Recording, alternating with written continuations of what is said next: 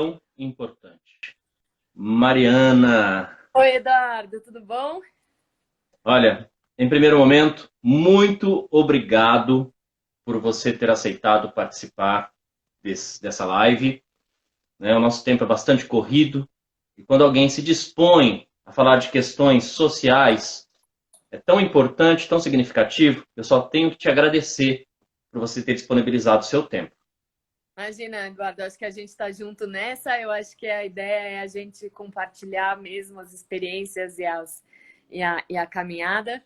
E eu que te agradeço também pelo convite. Você está aí super ativo fazendo nessa faixa de horário, fazendo, fazendo lives, e acho muito importante a gente poder debater em casa, né? Que é isso, é um É debate em verdade. casa. Mariana Lacerda, eu queria muito que você se apresentasse para as pessoas conhecerem o seu trabalho, né, o seu envolvimento com a política, por favor. Bom, eu sou advogada de formação, né? Até 2011 eu advoguei na área de fusões e aquisições, enfim, fazendo bastante o que eu gostava de chamar de direito de. Era direito econômico, né? Na verdade, mas eu gostava de até falar que era direito de mercado. Eu trabalhava com viabilização de negócios, é, licitação, concorrência, consumidor, enfim, sempre nessa questão de política pública de mercado, mas né, aplicando isso na advocacia. E aí, enfim, né, diversidade nas empresas, nem sempre nós mulheres temos facilidades, enfim. Eu vivi um episódio muito horrível de assédio moral e eu fui embora do direito. Cansei daquele ambiente e fui estudar história da arte, dei uma bela caminhada aí na vida. Eu fui dar aula para menores em situação de vulnerabilidade, enfim. E aí eu entendi que depois de todo o percurso que eu tinha feito, meu espaço, depois de 2013, um pouco, mas muito 2014, né, eleição de 2014, e todo o processo bastante complicado, eu já era redeira virtual, né, assim, eu era marineira, mas não participei do processo da rede. Em 2016, na eleição, eu falei, não, eu preciso fazer alguma coisa. E eu fui trabalhar na campanha do Ricardo Young para prefeito em São Paulo. Trabalhar assim, né? Fui carregar a bandeira nas esquinas e levando a palavra da República, eu brinco, né? Assim, entregando Uhum. papelzinho e aí eu entrei para a rede. E aí, desde 2016 para cá, eu entrei na rede. A rede é um partido que dá espaço, que abre. E aí eu brinco assim, né? Eu entrei na campanha do Ricardo num formulário para quem quer carregar bandeira, voluntário. E aí me chamaram para uma reunião que era de estratégia de campanha. Eu falei, nossa, cara, eu acho que não é para mim, né? Eu sou a menina da bandeira. Mas a rede é muito acolhedora, assim. E daí eu vim parar aqui. E aí hoje eu estou porta-voz estadual da rede, ajudando a construir e tecer a rede nos estados, no estado de São Paulo, né? Ajudando aí na formação do interior, enfim. E aí agora eu acho que minha contribuição na capital tem que ser de vir pré-candidata, né? Uhum. E acho que é isso, acho que essa é a contribuição que a gente quer dar. E nesse período também, enfim, que eu entrei para a rede, no mesmo período eu entrei como funcionária pública, né? Eu fui assessora da Casa Civil, fazendo também uma parte de levar dinheiro e permitir negócios, agora do ponto de vista da, da parte pública, né? E fui chefe de gabinete da Secretaria de Turismo. E aí eu me envolvi bastante nessa questão pública do fomento de negócios e foi muito bacana. Mas, enfim, toda essa história começa um pouco com essa crise de não ter espaço na diversidade das empresas e ainda que eu seja mulher, cis, hétero, né? Eu sou meio esquisitinha, tenho esse cabelo, não sei o quê. Como advogada, isso era uma coisa que eu ouvi demais, né? Que não era. né? Por exemplo, não estava vestida de acordo nesses escritórios grandes, enfim. Então, essa é a minha história. Então, olha só que interessante, né? Eu sou gay assumido socialmente desde os meus 18 anos de idade, mas eu tenho tatuagem. Em relação ao fato da homossexualidade, em toda a minha carreira, eu enfrentei alguns obstáculos, mas não posso dizer que eu não fui aceito, né? Inclusive, no meu último local de trabalho, eu acho que em relação a isso era bastante tranquilo enquanto relação com os colegas e com os superiores.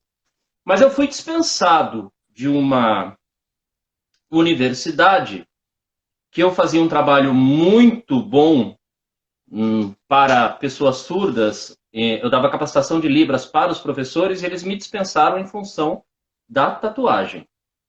Declaradamente em função disso. Porque eu tenho no meu lado esquerdo um fragmento da oração de São Francisco, por quem eu tenho um imenso respeito enquanto pessoa, enquanto homem, enquanto sujeito histórico, e a imagem dele. E do outro lado, como eu sempre trabalhei com políticas e práticas de inclusão, Mariana, eu tatuei em homenagem a Xangô, né, uma frase para Xangô, em Nagô, que diz: por onde eu for, Xangô segue comigo, e a sede Xangô. E quando eles perceberam essa tatuagem, eles me dispensaram.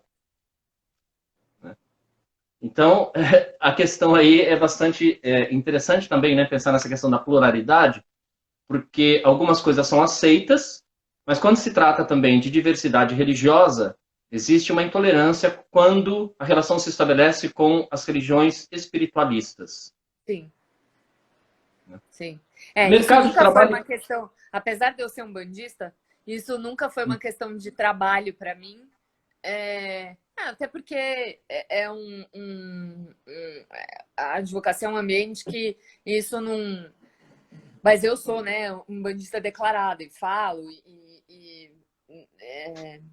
mas é óbvio, eu não tenho, eu tenho tatuagem, mas as minhas tatuagens são bem escondidas, porque elas vieram muito desse processo da minha vida dentro dos escritórios de advocacia, e eu já sabia disso quando fiz. Então as minhas são ocultáveis, né? Mas isso nunca foi uma questão, até porque, até assim, minha prática umbandista aumentou muito depois que eu saí do escritório da advocacia. Mas sim, quando eu dei aula para menores em situação de vulnerabilidade, era super engraçado. Vinham vários, né? E com essa ideia, eu acho muito curioso quando vem nessa situação. Teve uma vez um aluno que falou para mim: mas quem que vai acreditar nessa religião de Exu? E aí eu falei: eu. Nossa. E aí ele falou: oi?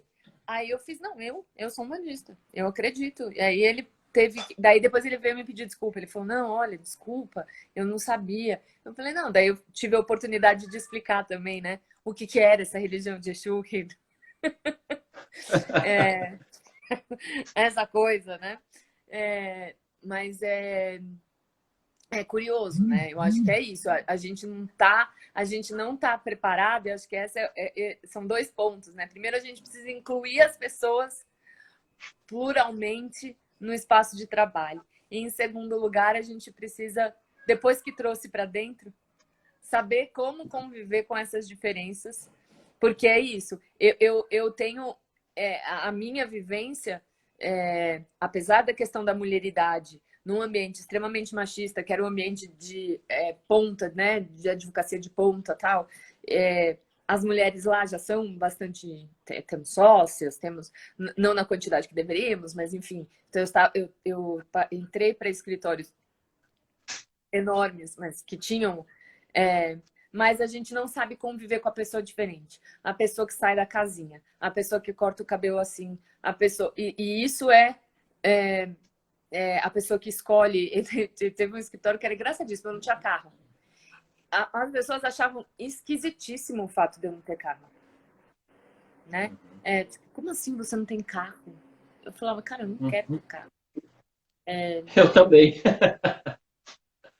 E então as pessoas me pegavam na rua, assim, dirigindo o carro, falavam assim, entra, entra, entra. Tipo, como assim você anda na rua, sabe? Como assim? Então são diferenças que eu acho que é isso, né? A gente tem que incluir e depois tem que trabalhar essas. E olha que eu tô falando de diferenças mínimas, diferenças, basicamente diferenças culturais, né? Dentro de um mesmo diapasão, né? Eu imagino dessa percepção minha foi o que que a gente faz com as pessoas que têm diferenças sociais, com as pessoas que têm diferenças que são muito maiores do que as que eu tinha com as outras mulheres dentro do escritório de advocacia, né? Então, eu acho que tem esses dois, né? A gente precisa fomentar que se inclua, mas depois que incluir, o que que faz com essa inclusão? O que que faz com essa diversidade dentro da empresa e esse acolhimento? Não é porque a pessoa tem um machado de Xangô tatuado no ombro, a gente tem que passar a olhar as coisas da forma, qual é o trabalho que você executa e o que que isso traz de positivo, né?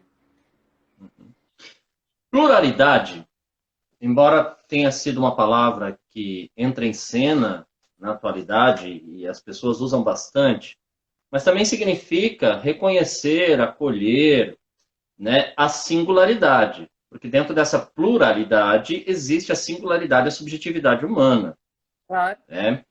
E muitas empresas, elas criam determinados modelos para poder acolher perfis de trabalho. Como é que você vê isso? Eu acho assim. E aí eu acho que a gente tem duas questões dentro disso que eu debati muito com a minha experiência nesses escritórios até, né? Eu acho que existe uma coisa que é o que é a cara da empresa. Eu entendo que um escritório que queira se manifestar ou se posicionar ou apresentar para os clientes como tradicional, quando aparece um ser humano com o cartão do escritório se dizendo, e essa pessoa sou eu, né? Com esse cabelinho, com a roupinha mais alternativa, é, eu entendo que pode ser que esse escritório fale, você não traduz a, a, a minha busca por essa imagem do tradicional. Mas aí é a questão que eu acho que mora aí uma grande um pulo do gato aí, que eu diria, que ok, é o tradicional, mas você vende a imagem ou você vende o trabalho? Né? O que eu trazia para o trabalho que era de positivo e que era de fundamental. Talvez eu entenda que num espaço desse eu não tivesse o lugar para ser a ponta, né? Ou a pessoa que representa o escritório, digamos assim, nos espaços de relações públicas. Mas no background, né? Eu digo assim, o trabalho que se faz não pode ser pautado nisso. Mas, e acho que essa é uma desculpa, e aí vem a parte que eu acho que isso só serve quando a gente quer passar essa visão tradicional e que hoje eu diria que é uma visão antiquada, um pouco colonial, né? Eu vou, antes de usar esses nomes que a gente, né, o fascismo, né, uma visão colonial, e aí passa um mofo, né? Uma situação de mofo. Porque eu acho assim, o que é o tradicional num país que é como o Brasil, né? Com toda essa diversidade, o que você prefere, né? Passar essa visão mofada ou passar uma visão que não necessariamente. E aí eu volto a essa questão. A questão do trabalho deve ser de eficiência e forma para o trabalho. E aí, marcos como esse chegam, sim, no limite do racismo, né? Da intolerância, né? Dentro dessa coisa, a minha visão é tradicional, eu entendo que comigo não havia nada disso. Não estou no campo do preconceito, né? E não da opressão estrutural, aí, tirando a questão da mulheridade. Mas são discursos como esse que parecem travestidos de uma coisa positiva, de uma coisa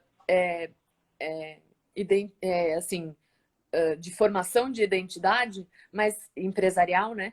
Mas que guardam um espaço muito grande para justificar toda a sorte de preconceitos estruturais que tem na sociedade. Né?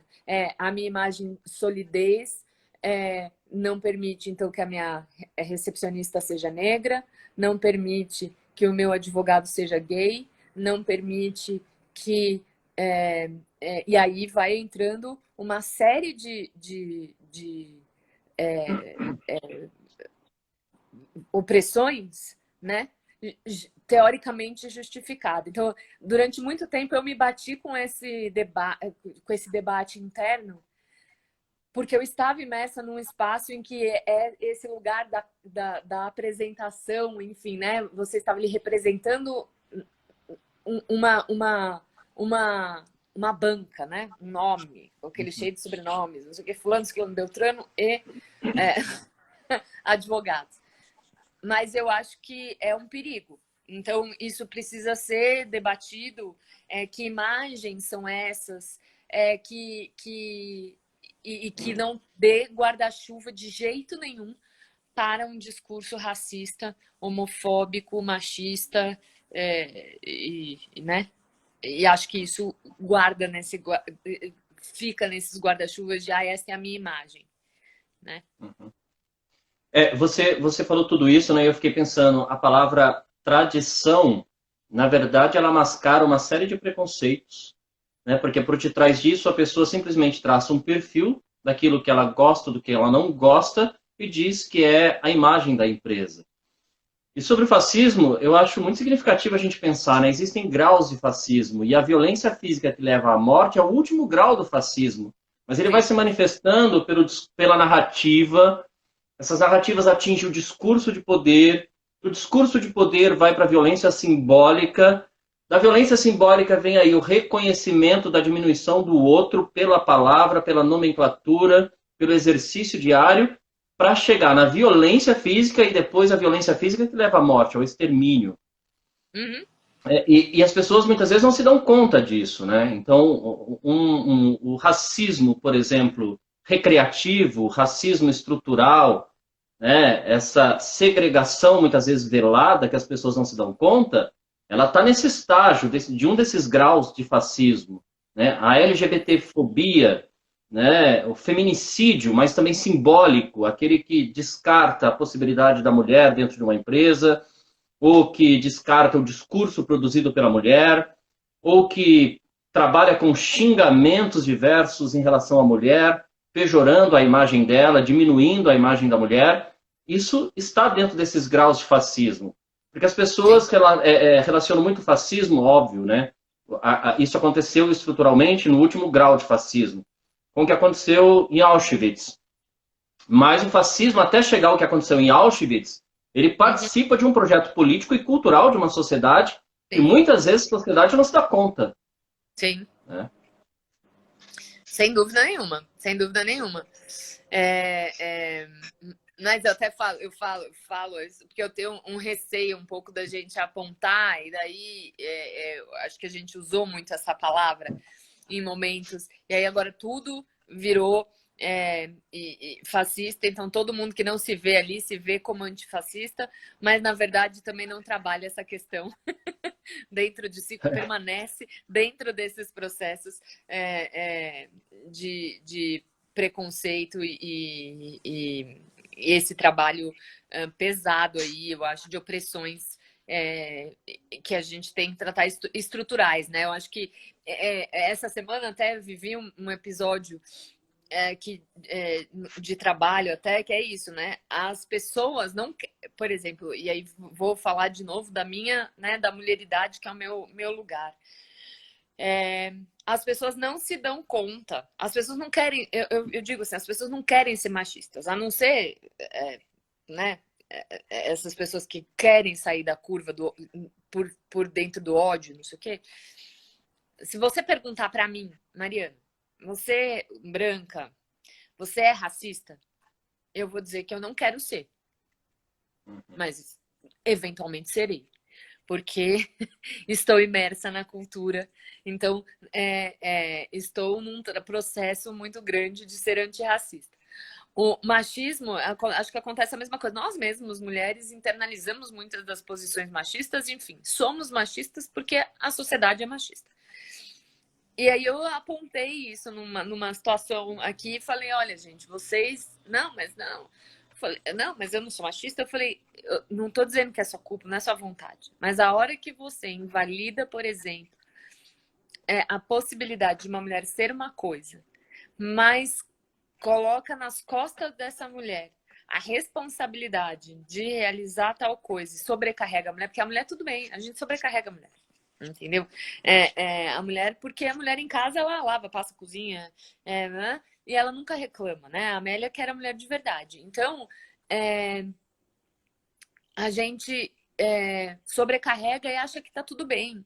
E ao mesmo tempo invalida uma certa...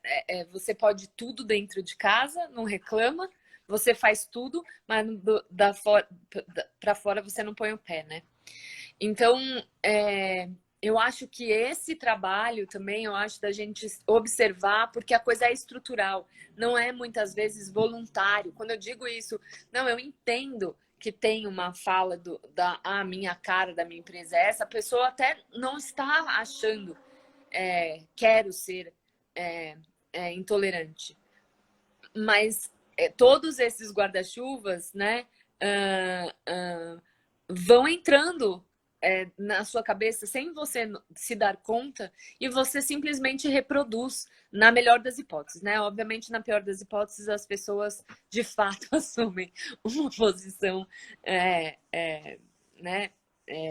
Então, mas eu acho que esse o lugar, eu acho que o histriônico a gente, de certa forma, já trabalhou, né? O histriônico tá na lei, de alguma forma, né? Racismo é crime, a gente já tem aí leis de fomento, por exemplo, para PCD de trabalho, né? Então a gente tem aí as vagas reservadas, a gente tem, mas minha preocupação que tem que ser ir além. Não adianta a gente impor a educação pela lei. Isso tem que ser um processo transformativo. E as pessoas precisam se dar conta da necessidade de trabalhar. O Nilson aqui falou, né? Trabalhar empatia e equidade. É isso, trabalhar empatia e equidade. E trabalhar aí. Deu uma pequena travada, só esperar retomar. Deu uma pequena travadinha? Se você quiser retomar a fala. Aqui, mas enfim, eu acho que é isso. A gente precisa trabalhar nesse nível, eu acho, da empatia e da equidade. Eu acho legal, né, você colocar essa questão da lei. Porque, por exemplo, quando se trata da pessoa com deficiências, das pessoas com deficiências, por exemplo, algo que me preocupa, até mesmo como pesquisador e professor, é que as leis, elas são extremamente capacitistas, embora pareçam garantir o direito das pessoas com deficiências, né? Eu tenho batido muito na tecla que é necessário repensar essa questão do discurso legal, porque já é tempo da gente pensar não mais uma educação inclusiva, mas uma educação acolhedora. E acolhimento na filosofia tem um desdobramento muito profundo. E também pensar na condição humana e não mais em necessidades especiais. As necessidades são humanas e elas existem na diversidade. Então também pensar que muitas vezes o discurso legal, ele parece incluir, mas na verdade ele acaba prescrevendo o sujeito sem que as pessoas se deem conta. Ele define, você é uma pessoa com deficiência, então você é cadeira, então você é isso.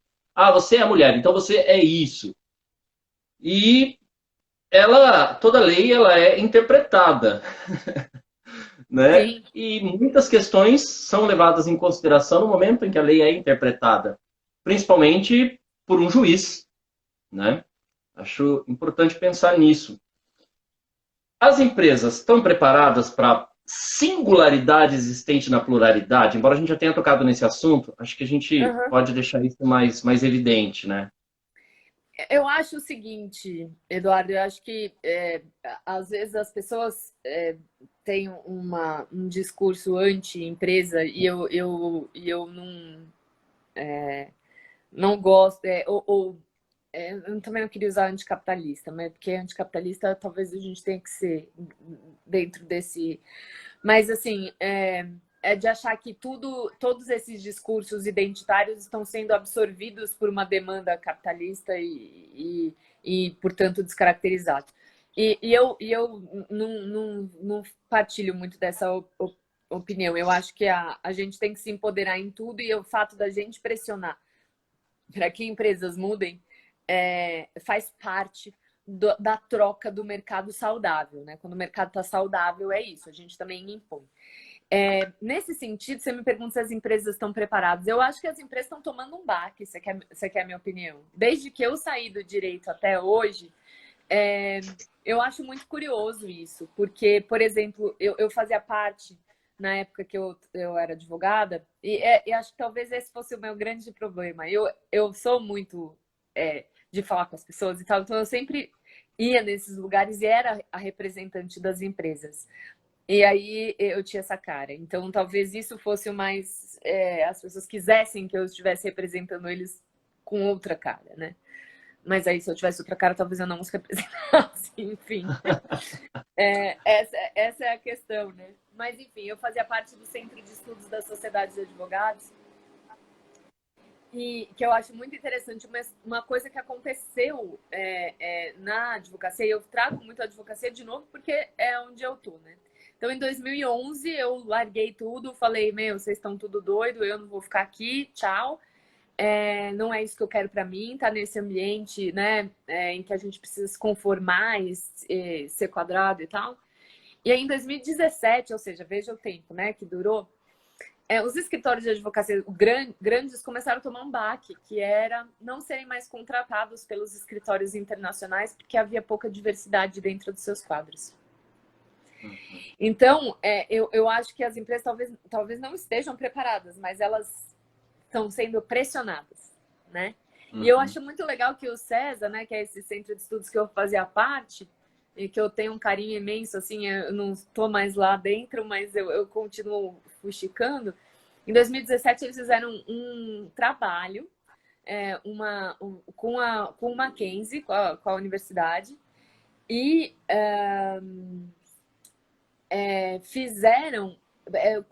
tiveram que fazer um trabalho para incluir negros. Porque o que é essa coisa da tradição? A tradição do escritório grande só contratava USP, PUC e Mackenzie. Hoje em dia, agora tem GV e tal, né? Mas eu tô falando da minha época, que é lá atrás. Só contratava USP, PUC e Mackenzie, que esses eram os bons escritórios. Bom, na USP, PUC e Mackenzie não temos negros. Não tínhamos negros, né? Agora, depois do ProUni, começou a melhorar a situação, mas enfim, não tínhamos negros. Então, quando os escritórios americanos e estrangeiros começaram a forçar os escritórios brasileiros a terem mais diversidade racial dentro dos seus quadros, os escritórios desesperaram, porque eles falaram: como que eu vou atrás, como que eu incluo o negro e não perco a minha qualidade da tradição do USP, PUC e Mackenzie, né? Então, eles fizeram um acordo com as universidades, capacitando alunos negros de outras universidades, já formados, enfim, uma série de coisas, para que essas pessoas tenham o conhecimento jurídico que esses escritórios entendem fundamentais para que possam contratar. Então, mas de uma necessidade incrível que eles perceberam que menos de 1% desses escritórios era negro, quando 52% da população brasileira é negra. Então, havia um problema. Havia um problema que eles não tomavam parte, porque nós não tomamos parte, né? Não tomávamos parte durante um bom tempo. E eu acho que quando eles foram instados a se manifestar, eles falaram: opa, tem um problema aqui, eu não vou resolver com as coisas, com as ferramentas que eu tenho,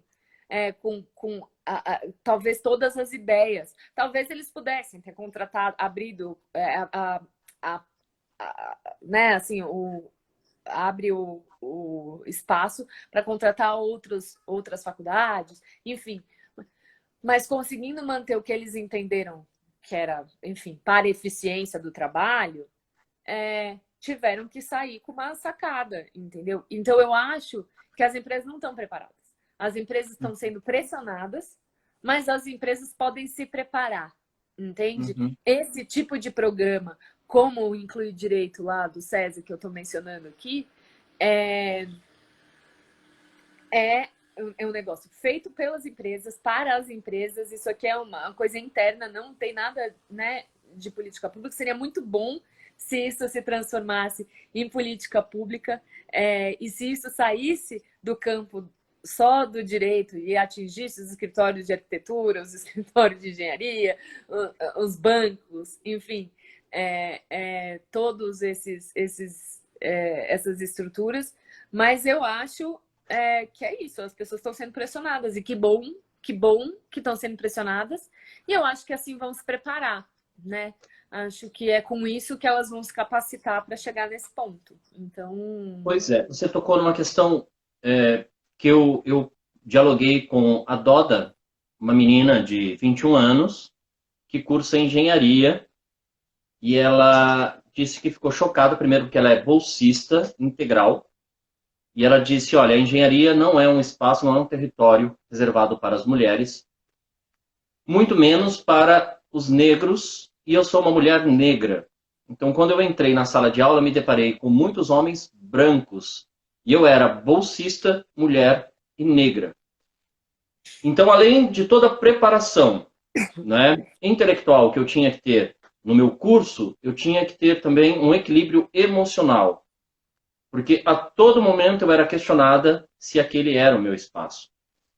E aí, essa questão da gente observar o território, o lugar, e não se reconhecer nele, entra nessa estrutura que as pessoas muitas vezes não entendem como machista, fascista, falocêntrica, patriarcal, mas que ela está intrínseca na sociedade.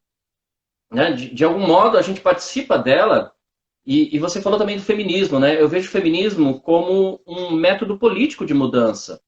Feminismo, acho que ele não pode mais ser encarado apenas... Lógico, seu principal sujeito de atividade são as mulheres, ele nasce por meio do movimento das mulheres, mas o feminismo é uma tecnologia de mudança.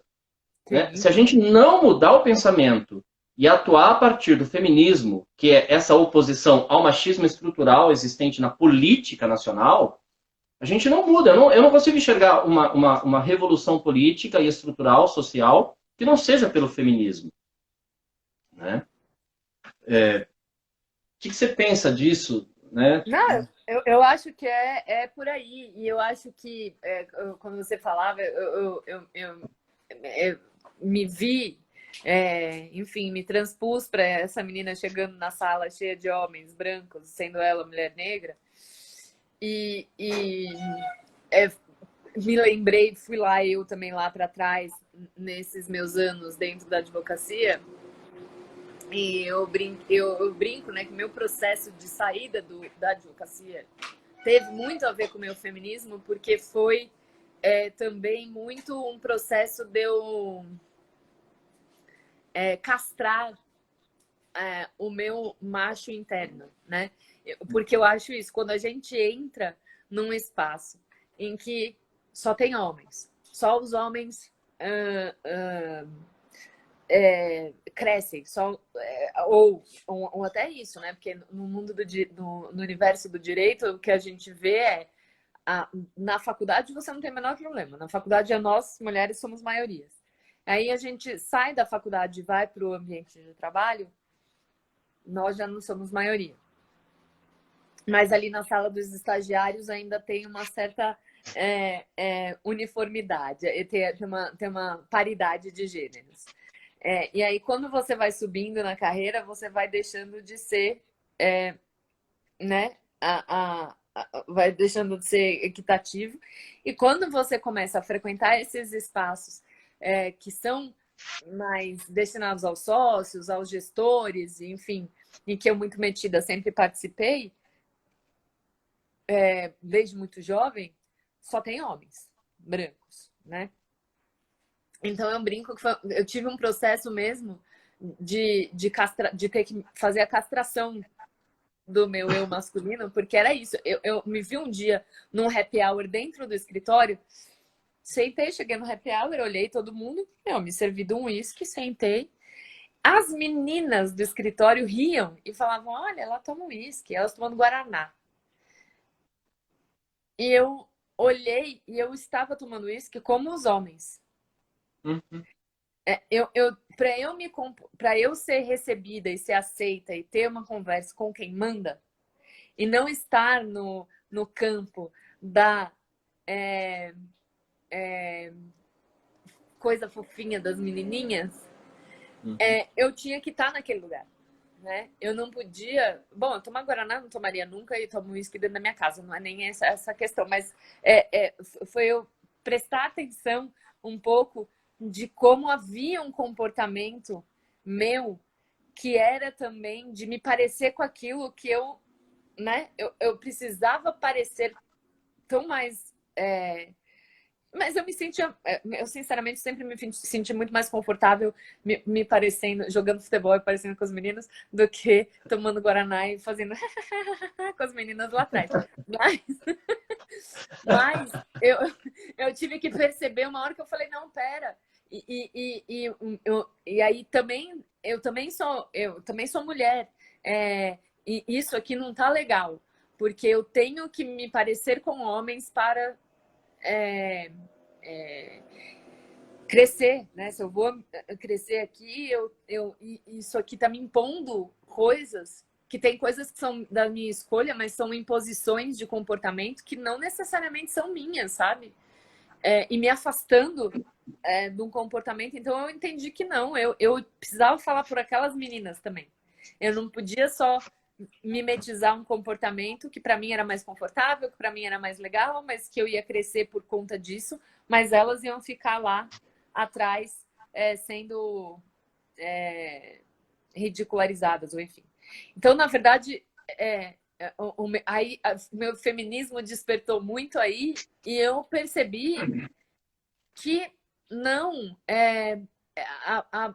a luta feminista, ela é uma luta realmente pela igualdade de oportunidades, né? Não é uma igualdade de tratamento, não é todo mundo tomar uísque, não é todo mundo se comportar como homem. É uma igualdade de oportunidades para as pessoas fazerem com as oportunidades que têm aquilo que elas querem, né? E é feminista, eu acho até muito porque, enfim, as mulheres estão aí na sociedade sendo subjugadas muito antes da gente existir a interação, né, social. As mulheres, enfim, no nosso comportamento pré-histórico, digamos, né, a gente teve a nossa divisão sexual existiu ali, né, muito, e aí e também porque é o meu lugar de fala, mas na verdade quando a gente olha também para os movimentos identitários, mesmo o LGBTQIA+, a questão do racismo, são movimentos, eu entendo que essa é a luta, né? A luta de oportunidades iguais para que a gente tenha as oportunidades para fazer o que a gente quiser fazer a partir daí, inclusive desafiar a existência, né? De diversos outros modos performáticos né, que são desafios, mas são escolhas legítimas e que precisam estar aí a oportunidade tem que ser igual. No final das contas, em termos...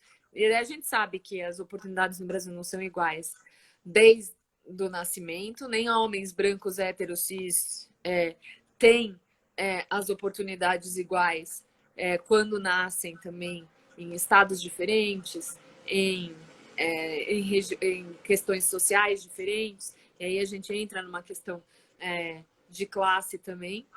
Então, essas oportunidades, a gente tem que lutar para que as oportunidades sejam... Mas no Brasil a gente tem, obviamente, o branco que nasce numa condição social periférica tem chance de ascender, enquanto o negro que nasce tem menos, enfim. E aí tudo isso é história que a gente conhece bem. Então, eu acho que sim, eu acho que quando o feminismo se entende nesse lugar de que ele é uma luta, na verdade, pela igualdade de oportunidades, para que a gente possa escolher fazer com essa oportunidade, inclusive ficar em casa lavando roupa e passando roupa, e isso é legítimo. Se isso lhe faz, te contempla e te faz feliz, e não te coloca numa posição de submissão, né? Te coloca numa posição, enfim, que você possa fazer isso, né? A gente também tem que entender a questão da dependência financeira, uma série de coisas, mas eu acho que às vezes, sei lá, a gente pode ter aí uma mulher rica, independente financeiramente, que queira ficar cozinhando, não numa situação de opressão, casado com outra mulher, ou outro homem, ou né? E tá tudo bem. Enfim. É mesmo porque, assim, é interessante essa questão da identidade, né? Elas vão sendo uma segunda pele e as pessoas vão se travestindo dela por meio de camadas. Então, eu sou periférico, mas eu sou periférico e negro. E eu sou periférico, negro e mulher, mas eu sou periférico, negro, mulher e lésbica. Eu sou periférico, negro, mulher, lésbica e mais alguma coisa. E aí a gente vai pensando, né, como é que a sociedade reage a essas camadas identitárias e como que as pessoas elas têm que ir dissolvendo camada por camada para conseguir uma ascensão social. Eu fui bolsista, né? Eu fui bolsista no Mackenzie. E eu sou filho de mãe solo. Estudei em escola pública, né? E, assim, então, imagina. E aí, fazer mestrado e doutorado no Mackenzie, como bolsista. Depois fui para a Unifesp. Mas, enfim, em muitos momentos foi difícil, né? Porque eu era alguém que fazia o mestrado e doutorado, mas trabalhava manhã e noite e à tarde me dedicava a isso. É bem diferente de muitas realidades. Eu acho importante falar isso porque, às vezes, eu apresento, por exemplo, a titulação e algumas pessoas podem pensar, nossa, é isso, mas é o contrário. Né? Eu atendo as minhas orientandas usando boné, conversando de igual para igual, porque eu acho que também é preciso que a gente comece a deselitizar o território acadêmico no Brasil.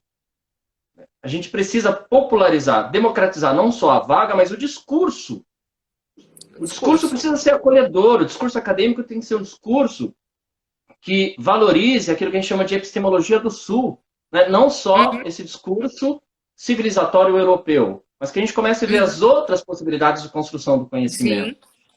Sim. E as empresas, eu acho que elas vão ter um problema, né, por meio dessa pressão que você colocou muito bem, porque essa geração de agora também não é uma geração que nasceu com a cultura da identidade, já é uma geração que nasceu no discurso da diferença.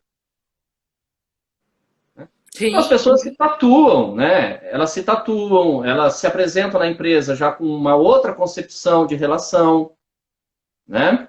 Sim.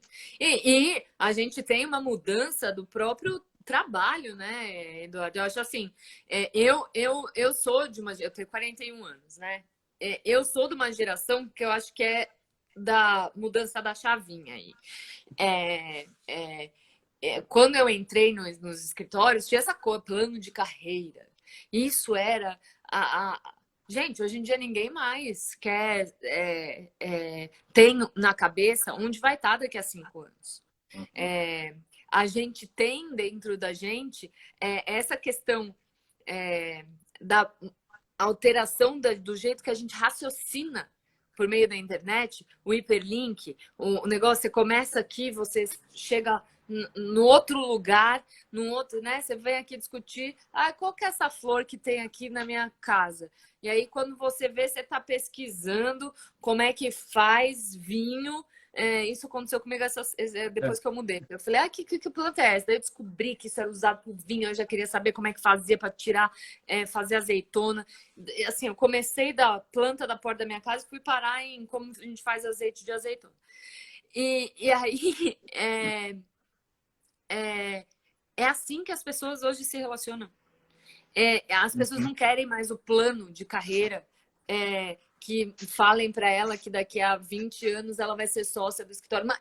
Nesse mundo do escritório, uma vez uma amiga minha super amiga, assim, um dia ela falou para mim, não, porque eu tenho um plano de ser rica em 20 anos. Eu falei, isso não é ser rico em 20 anos, isso é ser indenizado. Entendeu? Você se matar porque você tem um plano de que daqui a 20 anos você vai ser rico, daqui a 20 anos você vai ser indenizado, você perdeu sua vida, sabe? É um pouco... e até eu vim de uma realidade muito, muito, muito privilegiada, né? Eu fui aluna de escola particular, fui bolsista, enfim.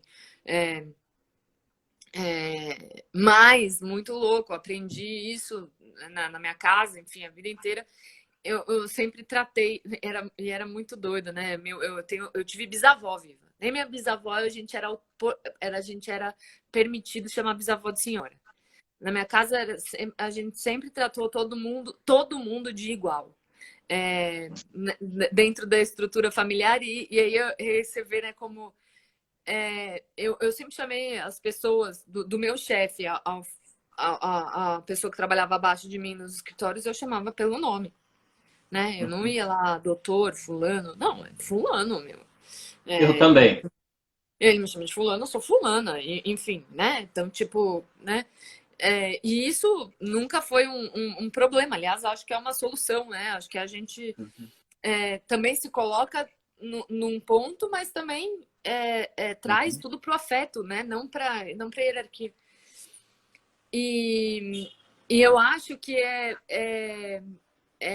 essas questões dessas mudanças geracionais, as pessoas não entendem mais, ficam lá falando, não, essa geração não quer nada com nada. Não, essa geração não quer a mesma coisa que você queria. É verdade. E a gente vai ter que aprender a conviver com isso.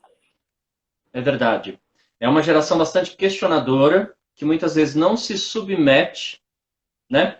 Porque mesmo um plano de carreira, né? É uma ilusão tão poeticamente construída, né? As pessoas às vezes adoecem em função de um plano de carreira que não depende delas muitas vezes, né? São tantos fatores dentro do sistema capitalista para você ter aquilo chamado plano de carreira. O primeiro deles é o seu sócio morrer. O primeiro ponto é o velho lá de cima morrer. Bom, né? É verdade. Não é algo que dá para se planejar. Eu penso muito nisso. E esse contato com essa geração, principalmente, me coloca muito para pensar. Você sabe que eu tenho pensado muito numa questão voltada para a identidade e diferença, né? Mas eu penso que já é necessário a gente pensar não mais em identidade e diferença, mas na outra idade, sabe? O outro poder ser o legítimo outro sem uma matriz identificatória para ter como base, né? Então, eu sou mulher, cis, mas eu quero rapar o cabelo e eu tô afim de fazer isso, qual o problema? Eu sou um homossexual efeminado, qual o problema? Mas eu não sou efeminado, sou masculinidade, qual o problema? Então, eu me apresentar como sujeito pleno na sociedade e reconhecer a minha outra idade, até na questão religiosa, né? Ao invés de eu ficar lutando contra a fé do outro, é entender a dimensão do sagrado de cada rito, de cada momento, de cada celebração. Então, na minha religião é assim, como é na sua? Né? E o que faz sentido para você? E se isso da porta para dentro te contempla, te completa e né, te dá mas eu acho isso, Eduardo. A gente tem essa é uma parte que eu acho assim, a nova geração já vem muito questionadora e tal, mas a velha não morre, né? Então a velha, e eu tô me colocando aqui um pouco na velha. a velha não morre, a velha tem as suas estruturas e também tem que ir acompanhando e ajudando também, porque essa geração vem questionando, mas a gente tem que dar uma resposta. Porque eu gosto muito de pensar em tudo na vida como processo de aprendizado, mesmo piagetiano, né? Tudo são fases diferentes da infância. Tem a parte do questionamento social, alguém tem que te dar uma resposta. Se você deixar a criança sozinha, ela também, né, não levanta e anda. Então, nosso ponto é que então a gente também tem que estar aqui aberto para os questionamentos e também passar um pouco as imagens, ou enfim, as vivências para construir junto. Porque e eu falo isso porque eu também tenho essa necessidade, a gente tem essa necessidade de se pôr numa caixinha, né? E falo isso porque, assim, é isso, durante muito tempo, ainda que eu saia, e aí eu acho muito engraçado também, porque eu sou essa pessoa, e daí é isso, eu escuto dos meus amigos gays, que é um problema de socialização, eu sou gay, e eu não sei. Então, e eu falo, não eu queria ser, porque ficava até mais fácil. Eu tinha lá a caixinha. Mas o fato é esse, a gente tem essa tendência, essa mania de colocar as pessoas em caixas e precisar também do reconhecimento. Então, a outra idade eu acho fundamental, mas ao mesmo tempo a gente precisa o tempo todo ter um olhar para dentro e aí é que é do autoconhecimento, já que a gente não vai se ver mais num grupo, já que a gente não vai dificilmente se encontrar com pessoas durante a nossa caminhada que façam parte. Aqui eu me reconheço, né? Acho que desse processo adolescente, da menina adolescente, que agora as meninas usam todo o topete para a esquerda, então todas usam topete para a esquerda, então você se reconhece ali naquele grupo. Agora, né, as meninas usam saia, então todas usam saia. Enfim, acho que o processo... A gente não vai ter isso. Isso é também um pouco fator de ansiedade e de não pertencimento, né? Então a gente vai ter que discutir um pouco a outra idade, mas manter os mínimos laços que a gente tem de se reconhecer. Aqui eu me reconheço aqui, ali eu me reconheço aqui, e assim eu não me perco, né? Porque existe essa sensação do pertencimento que todos nós procuramos muito loucamente. Não sei o que você acha sobre isso, né? Dessa questão da visão do espelho. Você sabe que a minha adolescente, ela me colocou um dia assim muito para pensar, né? Porque eu fiz uma pergunta tão sutil, eu falei assim, e você? Você é o quê? Como é que você se vê? Ela falou assim, eu não vejo necessidade de me definir. Por que as pessoas cobram tanto isso? E eu achei muito interessante. E aí eu perguntei, mas você pretende se relacionar com quem? Ela falou assim, com pessoas. Eu não vou me definir para agradar vocês. Foi muito interessante, né? Porque, olha só, é um discurso muito elaborado, porque a gente que participa desses coletivos, desses movimentos, ainda tendo como pauta a questão da identidade, né, da formação de coletivo a partir de uma identidade, e que luta socialmente pelo reconhecimento das diferenças dentro dessas identidades, quando a gente se depara com um discurso desse, é bastante interessante, né? Porque é uma geração que já vem com esse outro olhar, de achar que não precisa se definir. Mas, além disso, existe a questão da performatividade, de como a pessoa quer se apresentar socialmente e como ela se constrói enquanto ser humano, né? Que acaba criando uma outra forma de laço imaginário, porque também você falar que não precisa se definir, não deixa de ser um outro laço imaginário que vai se construindo em um lugar de fala, né, de performatividade social. Mais liberto, mas ainda assim existe esse lugar de fala. Eu acho que as coisas elas vão se adequando na medida em que a gente vai confrontando esses valores e vai construindo uma sociedade mais humana, mais humanizada. Mariana, a gente está chegando no final, senão o Instagram derruba a gente e o sistema não pode derrubar a gente. Exato. O Instagram é um sistema muito opressor.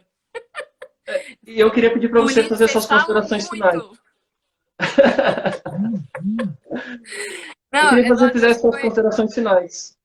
foi uma delícia. Eu acho que foi muito bom conversar com você. Acho que muito bom ter você aqui por perto. Eu, como a minha herdeira mais velha fala para o seu herdeiro recém-chegado, muito bem-vindo. Acho que é uma grande presença aqui. Fico muito feliz.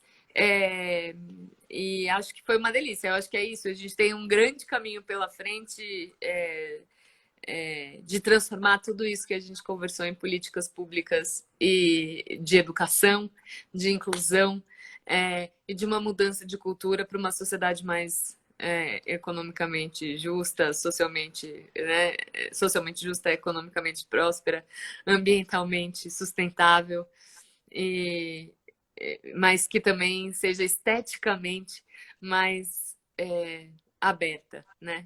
Acho Olha, que é eu isso. agradeço o seu acolhimento, eu agradeço o acolhimento do Cristiano Ricardo, também da rede. Eu agradeço o acolhimento da Duda, da Marina Bragante, da Marina Elou, né, dos companheiros da Rede Sustentabilidade, do Tiago Freitas de Guarulhos. Por quê? A própria proposta da Rede Sustentabilidade, para quem não conhece, é romper com essa hierarquia de poder, né, e trabalhar com a estrutura de elo. Elo é uma construção de amizade, ela é uma construção de diálogo, ela é uma construção de humildade, Afeto. inclusive, de afeto, né? Então, muito obrigado por esse acolhimento. Vamos trabalhar bastante para mudar essas questões sociais. E olha, beijo no seu coração, apesar da distância, sinta-se abraçada. Até um próximo papo, né? Até o próximo papo. E vamos aí, a gente vai junto aí. A gente tem uma caminhada agora, começa a volta ao mundo em 80 dias. A gente tem uma caminhada junto e vamos lá. Obrigado. Obrigado para todo mundo que acompanhou a gente. Tchau. Tchau, gente.